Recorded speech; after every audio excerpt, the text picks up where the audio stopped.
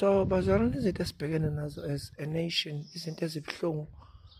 Akubuhlungu bazalwane ukuthi ukhipha intela every month, usebenza kanzima uye esikoleni. Nazi ingane ziya-attend, ziye esikoleni, kodwa kulibele nje ku-argue-ishwa. Ingakho ngihlale ngisho ngithi angithandi ukuba kuma-arguments nakuma-debates, ngoba selokhu ngasindiswa, angikaze ngizwe umuntu ethi after e-argue-ishile uSikhumbuzo naloya mzalwane engicela ukwamukela uJesu. Akekho umuntu wakwamukela uJesu out of i-argument. Izinto lezi zazenziwa ko-Greece lezo nako-Rome. Izinto ezazenziwa abantu because they simply want to feed their ego. But abenzelwa lutho abantu abahluphe, baqhubeka abantu bantuleke. Kube ku-argue-ishwa lapha phezulu, kuphushwa i-agenda, but abantu bayantuleka. That is why uJesu wayengahlali nabantu of high status in society, abantu abanemali nabanama-privileges. Wayengayenzi leyo nto uJesu. uJesu wayetholakala phakathi kwabantu ababehlupheka, bengenalutho, behlukunyezwa baze bahlukunyezwe ngisho nangomthetho. Kwakhona umthetho eRome ukuthi maqhamuka isosha laseRome liza phakathi kwabantu abahluphekayo, malithanda nje limane ligixabeza imithwalo yalo, lithi ithwale imithwalo esindayo. Imithwalo esindayo eminingi ufuna ukukhipha imbongolo yakho ne-tractor yakho ney'nto zakho for 1 mile by law. It's a system of subjugation, it's a system of oppression by law. Moke wanqaba icala elibovu. Ubuhlungu bazalwane, yinto ebuhlungu ukuthi kuphela iminyaka isimo singashintshi, hleli kulesi simo. Ukhula otshwaleni, uphila otshwaleni. Ukhula kwi-abuse, uphila kwi-abuse. Nabanye bayangena bathi sibuyele emasisweni, inyanga nezangoma nemithi nako konke inhlobo yenzondo, nansi ne-family feud. Zonke lezi zinto zenzeka over an elongated period of time. I-poverty. Now, i-poverty, it's not just bazalwane ukuba poor, nokuba in a state of mind. I-poverty, it's a spiritual demonic entity that is working its way into the destruction of societies. Keeping people poor for a long period of time will make them become vulnerable, and it will make them lose their self-esteem. Poverty is genetic. Debate eParliament akulungi lutho in society. Abantu abenzelwa lutho libele nje kuthiwa debate. It's debate. It's calm debate. For years and years abantu bayibuka lezi zinto, kodwa kukhandwa imithetho that are not really considerate of izinto abantu ababhekene nazo at grassroots level. By their thousands abantu bakithi bangena emajele.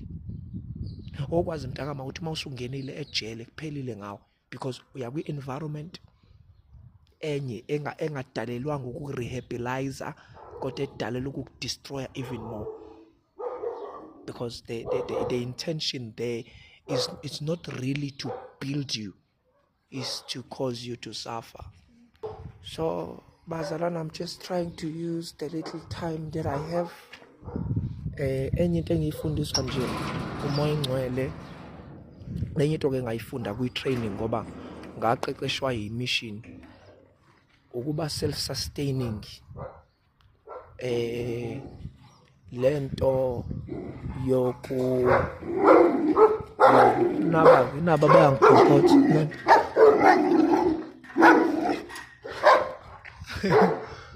angikhonkotha. So lento yokwazi ukuyi-sustainer is very important. Safundiswa kanjalo esikoleni ukuthi you preach, you go to work, you wake up, you go to work. You preach, you go to work. You pray, you go to awuthandazi kuphela. So ukuze avoid this genetic alteration bazalwane. Uma umntwana kaNkulunkulu akufunakala ukwamukela ukuhlupheka, ikhumule ingubo yokuhlupheka, iyakhunyulwa. Vuka ekuseni uthi ngamane amathe onyawo lamaphelele emgaqweni, kodwa ebusuku ngifuna ukulala ngidle into engithanda ukuyidla. Ngifuna ukugqoka ingubo engithanda ukuyigqoka. Ngifuna ukufunda kwi-university engithanda ukufunda kuyona. Angifuni ukudictatewa isimo Tobo. No. I want to own my time. I want to be where I want to be when I want to be there. I want to buy what I want to have, what I want to have when I want to have it, as much as I want to have it. Ngoba uJesu usho njalo, uthe ngizile ukuthi nibe nako ukuphila kube njani kuchichini. So bazalwane bengizosho njalo kunina nonke ukuthi ayi mzalwane wami impilo yakhe isezandleni zakho. Isimo nje kodwa sicontrolwa isimo. Kubuhlungu kona. Sikhulisa izingane kanzima ezihobaba emakhaya. Ufunda grade 8 kodwa usewubaba. Ufunda grade 9 kodwa usewubaba. Uneminyaka emingaki nje befunda grade 9 ula ko 18 15 ufunda grade 9. Grade 10 una 25. Grade 12 una 28 ufunda grade 12. Ubaba ekhaya yena manje le ndaba yokuthi uzofika la esikoleni azoshaya ngepayipi kuzokhulunywa naye ngendlela angayiboni kahle yena. Notshwala bugcwele yonke into. Angazi bazalwane siyenzeka kanjani lento. Each and every township oyakuyona kugcwele utshwala. Have you noticed that? Ibhedlela ziningi eSouth Africa kodwa silibele siyagula. Kugcwele odokotela kodwa siyagula. Kugcwele inqwaba kade ngibuka abantu abasebenza ku-government. Abantu abaningi bazalwane inqwaba yabantu basebenza ku-government kodwa izinto azenzeki. Yama sekuthiwa manje sibala wonke ama-employees ka-government from upresident uCyril Ramaphosa phezulu kuya kumuntu oshanela umgaqo la. Inqwaba yabantu kodwa izinto yimile. And leyo nto yenziwa yini? Semile izinto. Into eyenzakalayo abantu abaningi bangena ejele bayaboshwa abantu bayaboshwa. Ingane zethu into eyenzakalayo zigula ngamakhanda ziyafa. Into eyenzakalayo kugula ogogo